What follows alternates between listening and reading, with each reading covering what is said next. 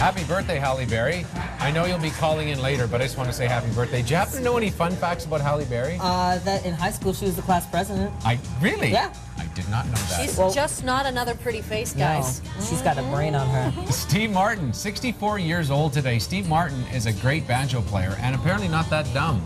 No, I've read all his books. I love his books. Yeah. His autobiographies, awesome. Born Standing Up. Is that isn't that great? Yeah. So good. Got people to stand in a pool for no reason. I know. Say he's a genius, IQ level. And speaking of genius, hello, Ben. 37, happy birthday, Ben. Have a great day today. Do you know anything about Ben you can tell us? Speaks Spanish, French, and Arabic, and also the language of love. They forgot that one. I love Ben. Maybe you knew. Oh, wait a minute. There's your dreamboat, Sue. Isn't he like 12? Why does it say 20? He's 20, believe What? it or not. This is Joe from the Jonas Brothers. He's a big fan of the snow cones, apparently. Who isn't? And a flat iron, apparently. And on the 16th, Madonna is going to turn 51. Ooh, I think she looks That's awesome on Sunday. still, eh? Do you like Madonna? No, I No. don't. I never got her. Yeah. I don't get it. She's from Michigan, not England. She's developed a little bit of an accent lately. I don't know. But the deal is...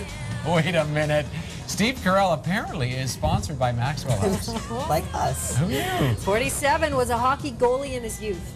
I can see that because goalies are a little quirky. They're always just slightly off. Yeah, my And I mean brother that in a was, good and he way. was a goalie. Was he? Yeah. That answers that question. There you go. Okay, now you guys. By the way, Mike Morrison is joining us here from Mike's Bloggity blog. Here we've got some entertainment stories, some websites to chat about. Yes. But let's talk about Michael Phelps.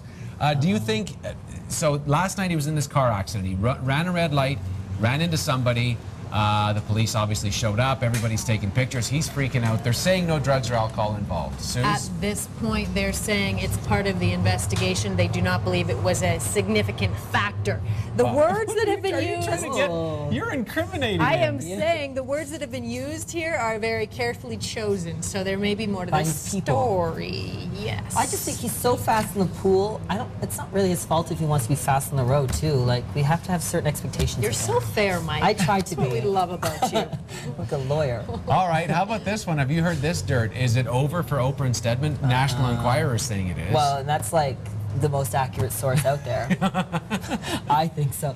Yeah. So they're saying that National Enquirer said that Stedman has left Oprah and he's marrying an alien. So. And could we have picked a photo that shows more of Oprah's bosom than this one? Is that possible? I'm sure she humanly? loves this picture. The Enquirer is saying that he left the place, he's got a new apartment, he feels totally disrespected by Oprah, and it's over. Well, where's Gail in that picture? I was going to say, isn't that the real?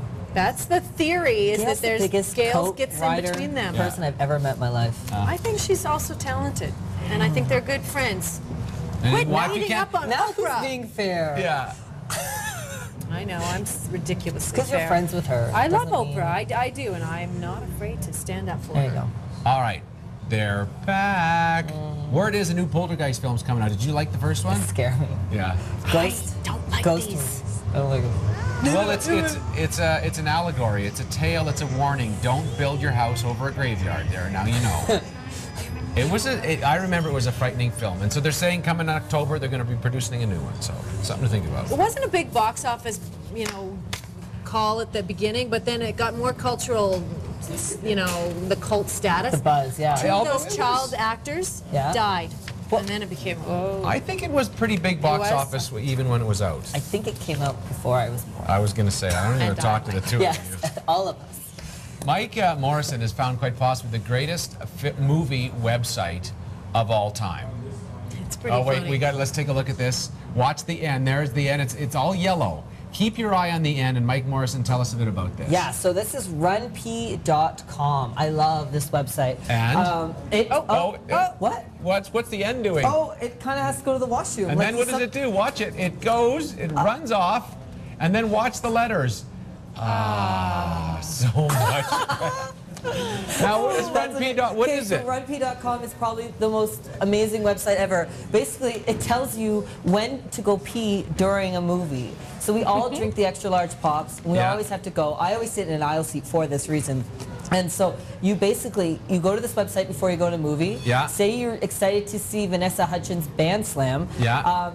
Actually, this one's not up yet because it just opens today. But Okay. by the end of the day, they'll have the key times to go to the washroom. And then right below it in this screen here, it'll have what you missed during that scene.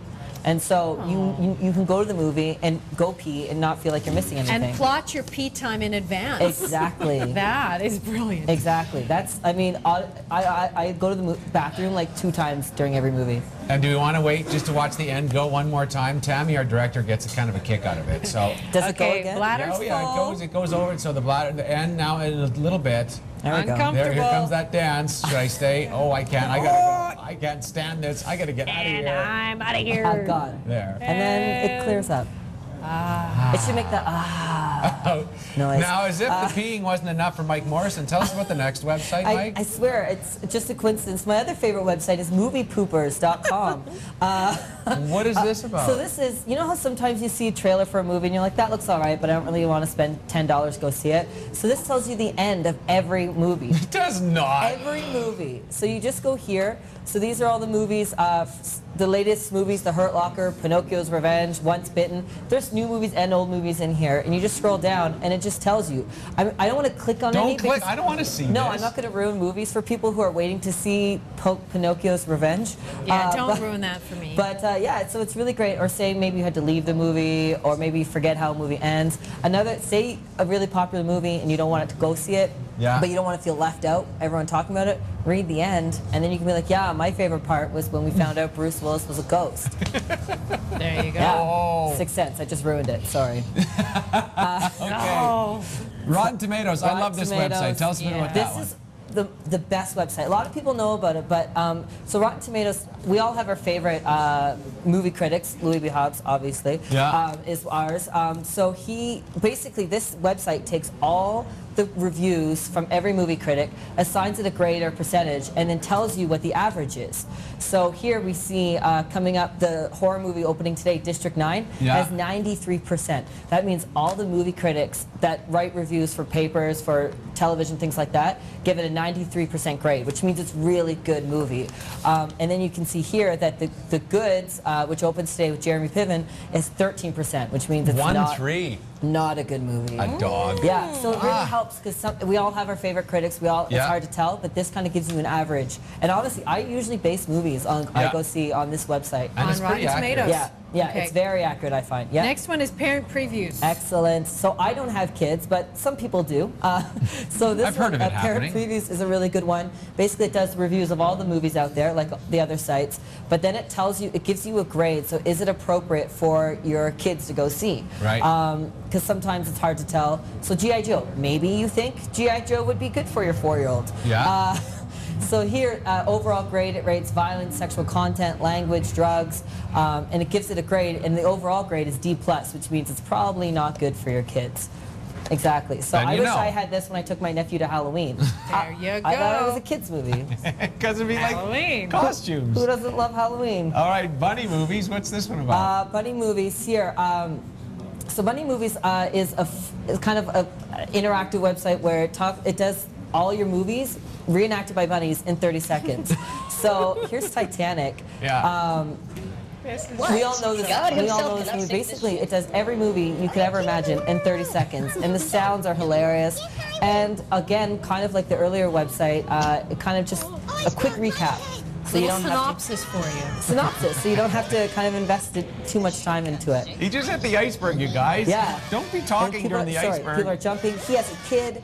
Now it's sinking, and now don't ever let me go. She lets him go. She throws it's gone. It's done. Done. You just seen Titanic. And the music. Yeah. It's complete with music. Yeah. I saw Titanic 13 times in theaters. Quickly, Marquee, because we want to do this really fast. Last one. So, drive-in, we all wish we could be in movies, we all wish we could be stars. Basically, you enter your information in here, line 1, line 2, line 3, hit Showtime, and then on your blog right now on btcalgary.ca, Dave Cowley, Suzanne Fox, and Breakfast on the Sea Train. Oh, that's very neat. That looks like an amazing movie. I would see that. Who wouldn't? 13 times. Let's not forget, Mike's Bloggity blog is your blog. If you want to go and read all that, also very good. It's killer. Yes, all the links are up there for all the sites I've talked about this morning are already up there. So good work. Yes. Breakfasttelevision.ca if you're looking for that. Jill Belland playing polo in the rain this morning. Yes, I'm on safe ground here at the Calgary Polo Club and leaving the riding to the professionals here. Matthew is going to take Trey for a spin out on the field here. and show us what it's like to play polo after the break.